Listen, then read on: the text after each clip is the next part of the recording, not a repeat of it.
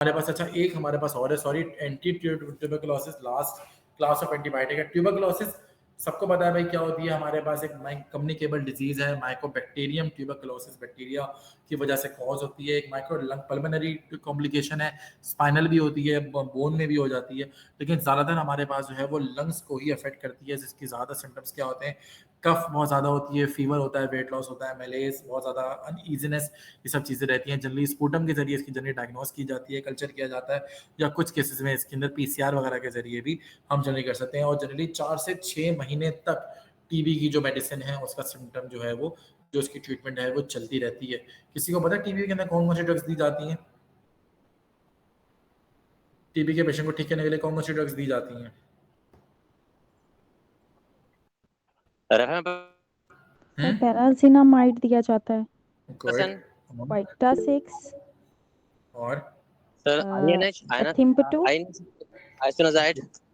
आइसोनाइजाइड, good, बिल्कुल सही। इसी तरीके से हमारे पास आगे लिखा चाहिए मैकेनिज्म ऑफ एक्शन लिखने में। मैं वापस आता हूँ इस चीज के ऊपर। कम से कम हमारे पास ये 4 फर्स्ट लाइन ड्रग्स हमारे पास है for initial treatment of TB. जो हमारे पास 4 ड्रग्स हमारे पास आती हैं वो आइसोनाइजाइड है, राइफेम्पिन है, पायरेसिनामाइड है और इथम्ब्यूटोल है। ये 4 ड्रग्स हमारे पास होती हैं जिसकी फार्माकोडायनामिक्स और फार्माकोकाइनेटिक्स नीचे मेंशन्ड है। आइसोनाइजाइड जनरली रिकमेंड की जाती है कि इसको दिन में एक टाइम ही दें, लिवर में ही मेटाबोलाइज होती है, सबसे लीस्ट एक्सपेंसिव है, प्रेगनेंसी के अंदर भी रिकमेंडेड है कि आप दे सकते हैं, लेकिन माइकोबैक्टीरियम इसके खिलाफ रेजिस्टेंस डेवलप कर लेता है और इट इज एक्सट्रीमली बैक्टीरियोसाइडल। लेकिन राइफेम्पिन के पॉइंट ऑफ व्यू से बात करें तो ये भी हमारे पास जो है वो बैक्टीरियोसाइडल है, अच्छी ड्रग है, प्रेगनेंसी में जनरली रिकमेंड कर दी जाती है। पायरेसिनामाइड की बात करें, ये भी प्रेगनेंसी में सेफ है, लेकिन उसके खिलाफ भी रेजिस्टेंस डेवलप हो जाती है 6 महीने तक। जबकि इथम्ब्यूटोल हमारे पास है, बेस्ट टॉलरेटेड ड्रग है और जनरली ये भी रिकमेंड की जाती है प्रेगनेंसी के दौरान। कुछ एडवर्स इफेक्ट्स सबके आगे मेंशन्ड है, कुछ को जॉन्डिस होता है, कुछ को जीआई अपसेट होता है, कुछ को ऑप्टिक न्यूराइटिस भी हो सकता है, किसी को कलर ब्लाइंडनेस, इसको हम बोलते हैं कि inability to distinguish blue from green, ये भी हो जाता है। उसके अलावा रैश, फीवर, एनीमिया, हेपेटोटॉक्सिसिटी वगैरह वगैरह भी हो जाते हैं। वो लोग जो फर्स्ट लाइन ड्रग्स, जो फर्स्ट लाइन ट्रीटमेंट से ठीक नहीं हो पाते, उनको फिर हम लोग सेकेंड लाइन ऑफ ड्रग्स पे लेके जाते हैं, जिसके अंदर हम कुछ और एंटीबायोटिक भी उसके साथ देते हैं।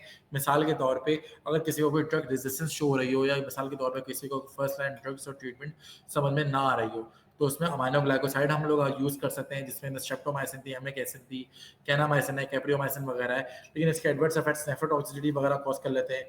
फ्लोरोकोनिलोन जो मैंने भी आपको पीछे बताया, लेवोफ्लॉक्सासिन और मॉक्सीफ्लॉक्सासिन दोनों ड्रग्स हमारे पास हैं, आइसोनाइजाइड और राइफेम्पिन के अलावा, जो कि हमारे पास सबसे सेफेस्ट करार दिया जाता है इनको।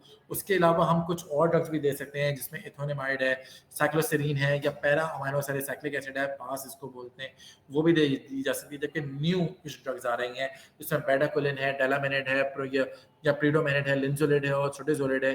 तो ये तमाम ड्रग्स भी हमारे पास हाईली रेजिस्टेंट टीबी के बैक्टीरिया जो इजीली हमारे पास किल नहीं हो रहे होते, ये जनरली उनको दी जा रही होती है, या उनको देते हैं जिनको second line of treatment of drugs भी बर्दाश्त नहीं हो पा रही होती। ड्रग रेजिस्टेंस एक बहुत बड़ा मसला है टीबी के अंदर, क्योंकि माइकोबैक्टीरियम बहुत जनरली सस्ता दिखने में आता है, क्योंकि बैक्टीरिया बहुत एक तरीके से स्ट्रॉन्ग होता है, बहुत पैथोजेनिक इन नेचर होता है, उसकी पैथोजेनिसिटी, उसकी विरुलेंस बहुत ज़्यादा होती है, इसीलिए जनरली इसमें मुख्तलिफ किस्म की म्यूटेशन और ये सब चीज़ें आती हैं। इसीलिए कुछ टीबी हमारे पास होती है जिसको हम एमडीआर टीबी भी बोलते हैं। एमडीआर का मतलब क्या होता है कि इसमें वो वाले बैक्टीरिया जो रेजिस्टेंस शो करें आइसोनाइजाइड और राइफेम्पिन के खिलाफ। कुछ हमारे पास होते हैं जिसको हम बोलते हैं एमडीआर का मतलब क्या होता है, मल्टी ड्रग रेजिस्टेंस, जो कि आइसोनाइजाइड और राइफेम्पिन के खिलाफ होते हैं। कुछ हमारे पास होते हैं प्री एक्सडीआर टीबी, जिसको हमारे पास आइसोनाइजाइड, राइफेम्पिन और फ्लोरोक्विनोलोन कोई भी अगर उसके खिलाफ मिसाल के तौर पर रेजिस्टेंस अगर शो होगी तो वो प्री एक्सडीआर कहलाएगी। एक्सडीआर का मतलब है एक्सट्रीम ड्रग रेजिस्टेंस, जबकि एक्सडीआर टीबी वो होता है जिसको आइसोनाइजाइड भी, राइफेम्पिसिन भी, फ्लोरोक्विनोलोन भी और एक एडिशनल ग्रुप ए की जो ड्रग है, जो न्यू ड्रग्स आ रही हैं, अगर वो लिंजुलेट या बेडाकोलिन के खिलाफ भी अगर वो रेजिस्टेंस बैक्टीरिया शो कर रहा है तो वो एक एक्सडीआर टीबी कहलाती है। और फिर जनरली इसकी ट्रीटमेंट बहुत मुश्किल हो जाती है, क्योंकि वो मुख्तलिफ किस्म के एंटीबायोटिक्स के खिलाफ जो है वो रेजिस्टेंस बैक्टीरिया डेवलप जनरली कर रहा होता है।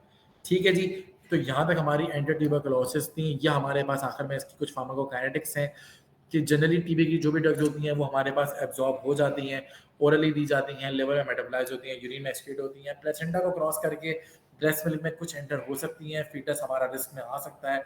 एडवर्स रिएक्शन जैसे कि कुछ हमारे पास क्या है कि सीएनएस के हो सकते हैं, उसके अलावा जीआई के हो सकते हैं। बॉडी फ्लूइड्स की डिसकलरेशन भी देखने में आती है specifically because of the use of rifabutin, rifapentine and rifampin, और हाइपर सेंसिटिविटी रिएक्शंस वगैरह भी कुछ केसेस में देखने में आते हैं।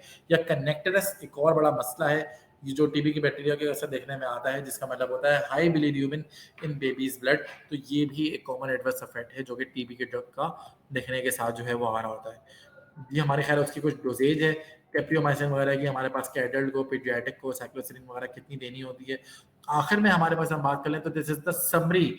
जो भी मैंने आपको एंटीबायोटिक्स बताई हैं मेजॉरिटी सारी इसके अंदर मौजूद हैं, कुछ इसके अंदर नहीं है। जैसे कि मिसाल के तौर पे एंटीबायोटिक क्लास अमाइनोग्लाइकोसाइड है, cephalosporin, tetracycline, penicillin, sulfonamide, fluoroquinolone, macrolide, carbapenem, glycopeptide linking, ये बहुत सारी मैंने आपको कुछ नहीं बताई, लेकिन एग्जांपल उसके आगे मौजूद हैं। कवरेज वो किस किस के खिलाफ करती हैं, जैसे कि अमाइनोग्लाइकोसाइड मोस्टली ग्राम नेगेटिव के खिलाफ, जबकि पेनिसिलिन जो है वो फॉर एग्जांपल दोनों के खिलाफ।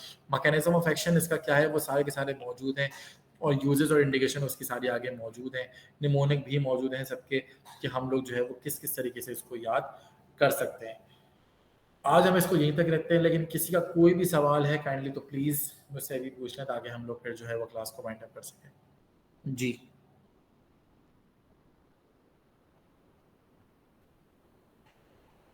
सबको सबको समझ में आ गया? Almost sir. ऑफ कोर्स, इसका मतलब कुछ भी समझ में नहीं आया। नहीं सर, आया है। ठीक है, एंटीबायोटिक्स आपकी ज़्यादा हैं, मैं आपको शुरू से बता दूं हमने कितनी कितनी अब तक डिस्कस की हैं। काफ़ी सारा, पर ये भी लेंथी चैप्टर आपका है, फार्मा एक्चुअली आपकी है ही लेंथी। तो एंटीबायोटिक्स के अंदर अमाइनोग्लाइकोसाइड मैंने आपको सबसे पहले बताई, फिर मैंने आपको जो है वो टेट्रासाइक्लिन बताई, फिर आपको मैंने जो है वो पेनिसिलिन बताई, उसके बाद मैंने आपको फिर मैंने सेफेलोस्पोरिन बताई, उसकी पार्टीशन हमने डिस्कस की, उसको याद करने का तरीके का शॉर्टकट्स, मैक्रोलाइड मैंने आपको बताई, एजिथ्रोमाइसिन, क्लेरिथ्रोमाइसिन, एरिथ्रोमाइसिन हो गया। फिर मैंने आपको फ्लोरोक्विनोलोन बताई जिसमें लेवोफ्लॉक्सासिन, मॉक्सीफ्लॉक्सासिन वगैरह ड्रग्स हैं, सिप्रोफ्लॉक्सासिन वगैरह। फिर मैंने आपको जो है वो साथ में उसके साथ कार्बापीनम बताई, जिसमें मीरोपीनम, इमिपीनम वगैरह ड्रग्स आ जाती हैं। उसका mechanism, function, structure, bacteriostatic, bactericidal, broad spectrum, narrow spectrum, ये सब चीज़ आपको याद करनी है। सल्फोनामाइड्स मैंने आपको बताई, क्योंकि सारी टेराटोजेनिक की नेचर होती है, और एंटी ट्यूबरक्लोसिस हमने डिस्कस की, ये कौन कौन से ड्रग्स हम जनरली इसको खिलाफ जो है वो यूज़ कर रहे होते हैं। ये सारी ड्रग्स मैंने आपको जो है वो बताई हैं। आई होप कि किसी हद तक जो है वो बात समझ में आई होगी मेरी। इसको मुझे लगता है इंशाल्लाह नेक्स्ट क्लास में आएंगे तो फिर एंटी फंगल जो है वो शुरू करेंगे। किसी को कोई सवाल है काइंडली तो मुझसे भी पूछ लें, ताकि हम लोग फिर जो है वो